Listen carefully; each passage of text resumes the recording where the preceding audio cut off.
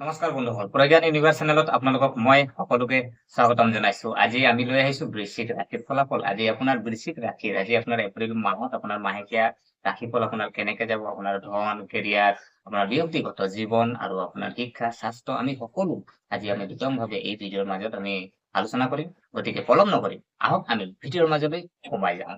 প্ৰিয় দৰ্শক, আজি যদি আমি চাওঁ কেৰিয়াৰ আৰু যদি আমি কেৰিয়াৰ আৰু ব্যৱসায় যদি চোৱা হয়, আজি আপোনাৰ এপ্ৰিল মাহত আপোনাৰ বৃশ্চিক ৰাশিৰ জাতক জাতিকাৰ এপ্ৰিল মাহত আপোনাৰ বাবে মিশ্ৰিত হবলৈ গৈ আছে আৰু মাহৰ আৰম্ভণিতে কৰ্মক্ষেত্ৰত আপোনাৰ কিছুমান প্ৰত্যাহ্বান সন্মুখীন হ'বলগীয়া হ'ব পাৰে আৰু সহকৰ্মী আপোনাৰ বা বিষয়াৰ লগত আপুনি সংঘাতৰ সম্ভাৱনা আছে। গতিকে আপুনি তৰ্ক বিতৰ্ক এৰাই চলিব লাগে আৰু এই সময়ছোৱাত সংযম আৰু ধৈৰ্য বজাই ৰাখক। কাৰণ সৰু সৰু কথাবোৰক আপুনি আওকাণ কৰিলেহে আপুনি আপোনাৰ কাম সফলতাত সম্পূৰ্ণ কৰিব পাৰিব।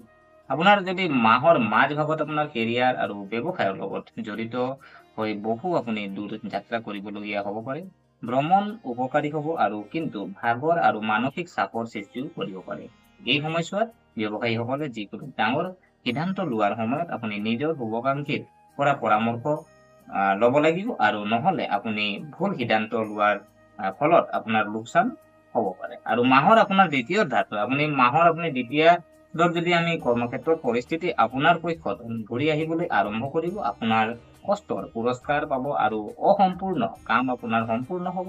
আৰু যিসকল আপুনি চাকৰিত আছে তেওঁলোকৰ আপোনাৰ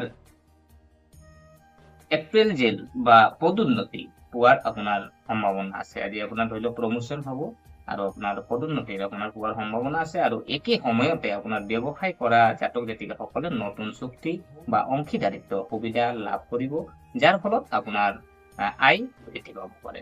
তো প্ৰিয় দৰ্শক, আমি জানিলো আজি আপোনাৰ চাকৰি ব্যৱসায় আপোনাৰ এপ্ৰিল মাহত আপোনাৰ কেনেকে যাব। এতিয়া আমি চাম যে আপোনাৰ অৰ্থনৈতিক দিশটো এপ্ৰিল যি আপোনাৰ মাহ আহি আছে, এই এপ্ৰিল মাহত এপ্ৰিল গোটেই মাহটোত আপোনাৰ আৰ্থিক দিশটোনো আপোনাৰ কেনেকে যাব। তো আহক আমি এপ্ৰিল যি আৰ্থিক দিশৰ বিষয়ে আমি আলোচনা কৰিম। প্ৰিয় দৰ্শক, যে আমি যদি চাওঁ এই মাহত ধনৰ ক্ষেত্ৰত আপোনাৰ মিশ্ৰিত ফলাফল আপুনি পোৱা যাব আৰু মাহৰ আৰম্ভণিতে আপুনি হঠাৎ আৰ্থিক লাভৰ সম্ভাৱনা আছে আৰু আপোনাৰ এই আয় পুৰণি বিনিয়োগ সম্পত্তিৰ চুক্তি বা ব্যৱসায়ৰ পৰা আপোনাৰ হ'ব পাৰে আৰু অৱশ্যে খৰচো একে গতিৰে বৃদ্ধি পাব। আৰু মাহৰ আপোনাৰ প্ৰথম মাহত আপুনি বিলাসী বস্তুৰ বাবে আপুনি বৃহৎ পৰিমাণে ধন খৰচ কৰিবলগীয়া হ'ব পাৰে। আপুনি বাহন, ঘৰ বা আন দামী বস্তু আপুনি ক্ৰয় সম্ভৱ, যাৰ ফলত আপুনি বাজেটত ব্যাঘাত জন্মিব পাৰে। আৰু মাহৰ শেষৰ ফালে আপোনাৰ অৰ্থনৈতিক পৰিস্থিতি কিছু সুস্থিৰ হ'ব আৰু এই সময়ছোৱাত অতিৰিক্ত খৰচ নিয়ন্ত্ৰণ কৰক আৰু অপচয়মূলক বয়সৰ আপুনি পৰা বিৰত থাকক আৰু বিনিয়োগ আপুনি কৰাৰ আগত আপুনি ভালদৰে চিন্তা কৰক, নহ'লে আপুনি লোকচান হ'ব পাৰে। তো গতিকে প্ৰিয় দৰ্শক, আজি আপোনালোকে চালে বা আপোনালোকে বুজি পালে যে আজি আপোনাৰ যি আৰ্থিক দিশটো আপোনাৰ কেনে হ'ব। তো এতিয়া আমি চাওঁ যে আজি আপোনাৰ প্ৰেম জীৱন, হয়, আজি আপোনাৰ এপ্ৰিল মাহত আপোনাৰ প্ৰেম জীৱনো আপোনাৰ কেনেকে যাব। তো আমি প্ৰেম বা আপোনাৰ যিখিনি বিবাহিত, তো তেখেতসকলৰ আজি আপুনি পাৰিবাৰিক জীৱনটো কেনেকে যাব। তো আহক আমি তাৰ বিষয়ে আমি আলোচনা কৰিম। তো প্ৰিয় দৰ্শক, যে আজি যদি চোৱা হয় প্ৰেম যদি আৰু আপোনাৰ বিবাহিত জীৱন যদি চোৱা হয়, প্ৰেমৰ সম্পৰ্কৰ বাবে আপুনি এপ্ৰিল মাহটো স্বাভাৱিক হ'ব আৰু প্ৰেমময় দাম্পতীৰ মাজৰ সম্পৰ্ক আন্তৰিক হৈ থাকিব আৰু আপোনাৰ প্ৰেমৰ সংগীয়ে কঠিন সময়ত আপোনাৰ বাবে সহায়ক বুলি প্ৰমাণিত হ'ব। আৰু আপোনাৰ অবিবাহিত আপোনাৰ মানুহে হয়তো আপোনাৰ বিশেষ কাৰোবাক আপুনি লগ পোৱাৰ সুযোগ পাব পাৰে। আৰু বিবাহিত জীৱনত আপোনাৰ কিছু প্ৰত্যাহ্বান আহিব পাৰে আৰু পত্নীৰ স্বাস্থ্যক লৈ মন চিন্তিত হৈ পৰিব। তেওঁলোকৰ স্বাস্থ্যৰ বিশেষ যত্ন ল'ব লাগিব আৰু মাহৰ শেষত আপোনাৰ সম্পৰ্কত মধুৰতা থাকিব আৰু আপোনালোকে দুয়োৰে মাজত প্ৰেম আৰু সহযোগিতা আপোনাৰ বাঢ়িব। তো গতিকে প্ৰিয় দৰ্শক, যে আজি আমি গম পালো যে আজি আপোনাৰ প্ৰেম আৰু আপোনাৰ বৈবাহিক জীৱন আপোনাৰ কেনে থাকিব, হয়নে। এতিয়া আমি চাওঁ যে আপোনাৰ স্বাস্থ্য আপোনাৰ কেনে যাব। আজি আপোনাৰ কিবা অসুখ হ'ব পাৰে নেকি। তো আপোনাৰ এই সাৱধান আমি থকাটো জৰুৰী আছে। গতিকে আজি আমি চাওঁ আহক যে আপোনাৰ স্বাস্থ্য আপোনাৰ এই এপ্ৰিল মাহটো আপোনাৰ বাবে কেনেকে যাব।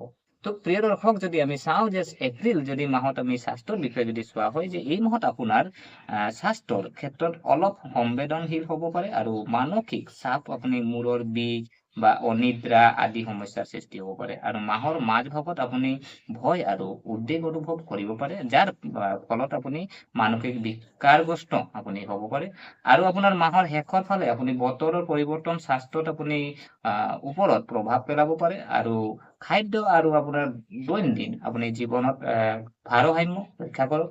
লঘু ব্যায়াম আৰু ধ্যান ধাৰণাৰে আপোনাক মানসিক শান্তি দিব। পত্নীৰ স্বাস্থ্যৰ প্ৰতি সতৰ্ক হওক আৰু সময়মতে আপুনি চিকিৎসকৰ পৰামৰ্শ লওক।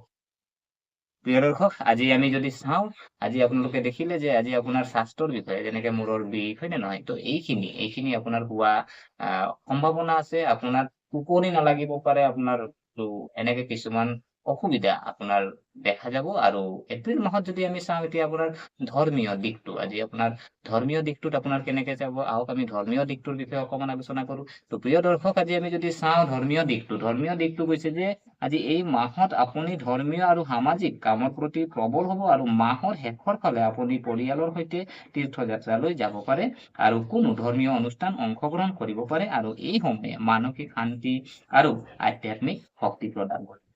তো প্ৰিয় দৰ্শক, আজি আমি জানিম আহক যে আজি আপোনাৰ এই মাহত, আপোনাৰ এপ্ৰিল মাহত আপোনাৰ কিনো আপোনাৰ সাৱধানতা আপুনি ৰাখিব লাগিব। তো আজি আপোনাৰ এই কি এনেকে যিখিনি আপোনাৰ মই যিহেতু কৈয়ে গ'লো আপোনাৰ এই ভিডিঅ'ৰ মাধ্যমত যে আপুনি কেনেকে আপুনি থাকিলে ভাল হ'ব। তথাপিও আমি শেষত আমি আহক আকৌ এবাৰ আমি গম পাওঁ যে আজি কৈছে যে আপোনাৰ সাৱধানতা আপুনি থাকিবৰ কাৰণে আপুনি কৰ্মক্ষেত্ৰত আপুনি অপ্ৰয়োজনীয় বিবাদৰ পৰা পৰিহাৰ কৰক, আৰু নহ'লে আপুনি লোকচান হ'ব পাৰে। আৰু অতিৰিক্ত নিয়ন্ত্ৰণ কৰক আৰু বাজেটৰ যত্ন লওক। আৰু পৰিয়াল আৰু পত্নীৰ স্বাস্থ্যৰ বিশেষ যত্ন লওক। আৰু কোনো ডাঙৰ বিনিয়োগ বা সিদ্ধান্ত লোৱাৰ আগতে নিশ্চিতভাৱে শুভাকাংক্ষীৰ পৰা পৰামৰ্শ। প্ৰিয় দৰ্শক, আজি যদি আমি চোৱা হয় যে আজি আপোনাৰ ক'বলৈ গ'লে যে আপোনাৰ জ্যোতিকৰ আজি আপুনি প্ৰতিকাৰ কিছু আপুনি এই ভালকে আপোনাৰ এইখিনি যিখিনি আপোনাৰ অসুবিধা আছে আপোনাৰ এই মাহত আপোনাৰ সেইখিনিৰ পৰা আপুনি অসুবিধাৰ পৰা আঁতৰি থাকিবৰ কাৰণে আপুনি সাৱধান হ'বৰ কাৰণে বা আপোনাৰ সুফল পাবৰ কাৰণে আপোনাৰ কিছুমান প্ৰতিকাৰ আছে জ্যোতিষৰ মতে। তো আজি আমি কিনো প্ৰতিকাৰ আহক আমি জানো আহক। তো প্ৰিয় দৰ্শক, যে জ্যোতিষৰ প্ৰতিকাৰ হিচাপে কৈছে যে আপোনাৰ যিহেতু বৃশ্চিক ৰাশি হয়, বৃশ্চিক ৰাশিত আপোনাৰ যিহেতু মংগল গ্ৰহ আপোনাৰ অধিপতি হ'ল, তো আপোনাৰ মংগল গ্ৰহৰ আপোনাৰ যিহেতু ৰঙা ৰঙৰ, এই ৰঙা ৰং আপোনাৰ কাৰণে শুভ। আৰু ৰঙা ৰঙৰ আপুনি কি কৰিব লাগিব, আপুনি ধৰি লওক ৰঙা ৰঙৰ আপুনি হাতত এটা সূতা বান্ধি লওক, নহ'লে আপোনাৰ ৰুমাল আপুনি হাতত ল'ব পাৰে, বা আজি ৰঙা ৰঙৰ চোলা আপুনি পিন্ধিব পাৰে। আৰু কি কৰিব, আপুনি আপুনি হনুমান চালিচা আপুনি পাঠ আবৃত্তি কৰিব। আৰু লগতে আজি আপোনাৰ পাৰিলে আপোনাৰ আহ হনুমান দেৱক আজি আপুনি গুড় বা আপোনাৰ বুট মাহ এনেকে আপোনালোকে আগবঢ়াব। আৰু এনেকে আপোনাৰ যিহেতু আহ প্ৰতিকাৰ হিচাপে আপোনাৰ এই মাহত আপুনি শান্তিৰে আপুনি পাৰ কৰিব পাৰিব। যদি আপোনাৰ শুভ আপুনি সংখ্যা যদি চোৱা হয়, শুভ সংখ্যা যদি আমি চাওঁ যে আপোনাৰ শুভ সংখ্যা হ'ল আপোনাৰ ৩ আৰু ৯। হয়, আপোনাৰ শুভ সংখ্যা আপোনাৰ ৩ আৰু ৯। আপুনি যিকোনো বস্তু আপুনি ৩ থকা বা ৯ থকা আপুনি ল'ব পাৰে, আপোনাৰ কাৰণে লাকি হ'ব। গতিকে আশা কৰোঁ প্ৰিয় দৰ্শক যে আজি আপোনালোকে ভিডিঅ'টো চাই ভাল পালে। যদি এই ভিডিঅ' আপোনাক কিঞ্চিত মানুহ লাভান্বিত কৰিছে, তেনেহ'লে লাইক কৰিব, শ্বেয়াৰ কৰিব, আৰু আমাৰ চেনেলটো যদি আপোনালোকে ছাবস্ক্ৰাইব কৰা নাই, অনুগ্ৰহ কৰি ছাবস্ক্ৰাইব কৰি আমাক উৎসাহিত কৰিব বুলি আশা থাকিলে পুনৰ লগ পোৱাৰ প্ৰতিশ্ৰুতিৰে আজিলৈ বিদায় মাগিলোঁ। ধন্যবাদ।